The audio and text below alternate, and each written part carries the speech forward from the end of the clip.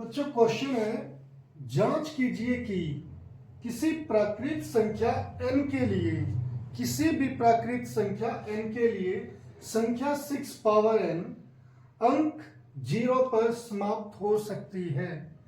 यानी कि हमें यह पता करना है कि क्या ये संख्या कभी 0 पर भी समाप्त हो सकती है। बच्चों यहाँ पर जानने लायक दो बातें, एक तो है प्राकृत संख्या। आपको पता होना चाहिए प्राकृत संख्या कौन सी होती है। प्राकृत संख्या वे होती है बच्चों जो 1 2 3 4 5 इस तरीके की। फिर उसने कहा संख्या n अंक 0 पर समाप्त हो सकती है।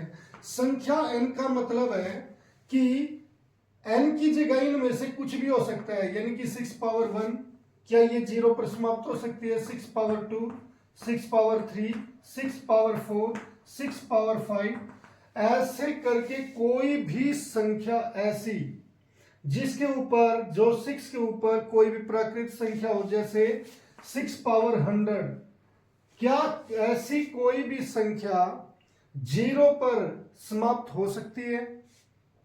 बच्चों अब कोई भी संख्या 0 पर समाप्त कब होती है, जैसे हमने लिखा 10, ये 0 पर समाप्त हो रही है क्योंकि इसके अंत में क्या है 10 है। हमने लिखा 20, ये क्यों समाप्त हो गई, क्योंकि इसके आखिर में 0 है। ऐसे ही बच्चों ये 30, ये आखिर में 0 है। हम इस तरीके से कह रहे हैं कि क्या इसका कोई भी आंसर ऐसा हो सकता है कि मान लो इतना बड़ा आंसर आ जाए और लास्ट में एक 0 आ जाए। अब बच्चों कोई भी संख्या 0 पर कब समाप्त होती है, तो उसके लिए हम अभाज्य गुणनखंड करके देखते हैं इनके। इसमें 2 पंजे 10, 5 एकम 5। यहां पर हम करेंगे अभाज्य गुणनखंड 2 10 2 5 5 1।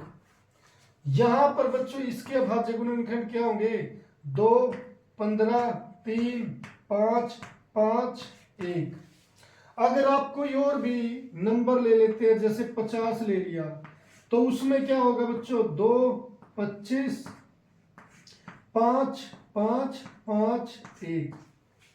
अब आप इन सभी में जो भी ये 0 पर समाप्त है, इन सभी में एक कॉमन चीज देख सकते हो। यहां पर क्या है 2 और 5, यहां पर भी 2 और 5। क्या इसमें भी 2 और 5 है, हम देख सकते हैं 2 और 5।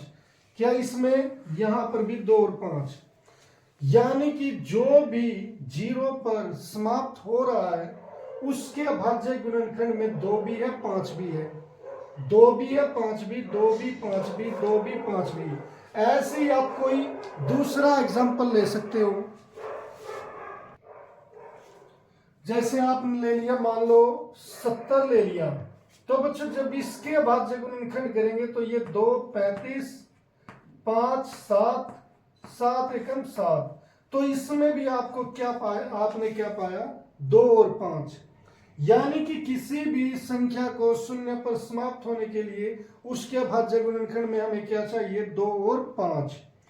अगर इनमें से कोई एक चीज भी नहीं है तो बच्चों वो कभी भी 0 पर समाप्त नहीं हो सकता।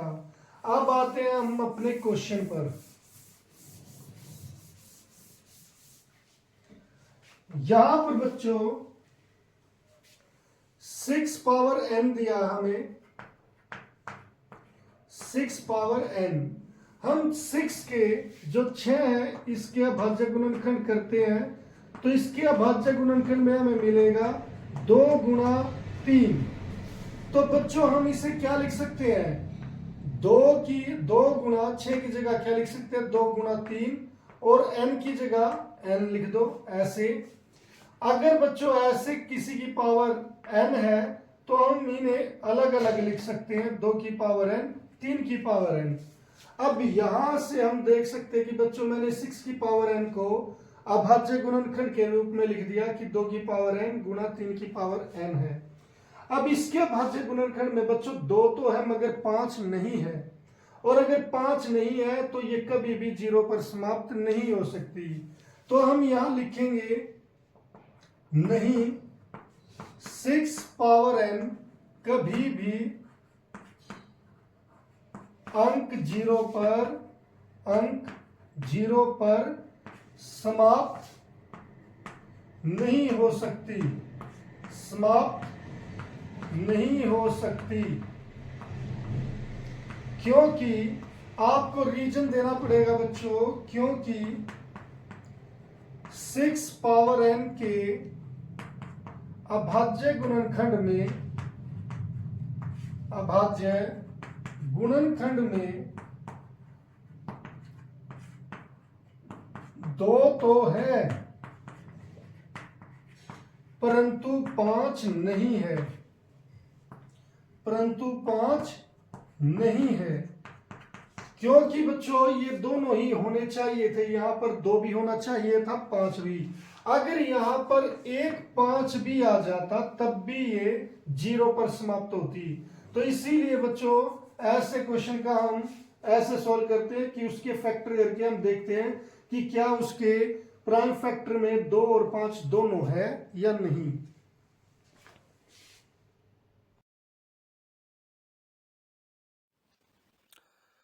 उम्मीद है बच्चों ये लेक्चर आपको पसंद आया होगा, और अगर आपको ये लेक्चर पसंद आया है तो इसे लाइक और शेयर जरूर करें और चैनल को सब्सक्राइब करना ना भूलें।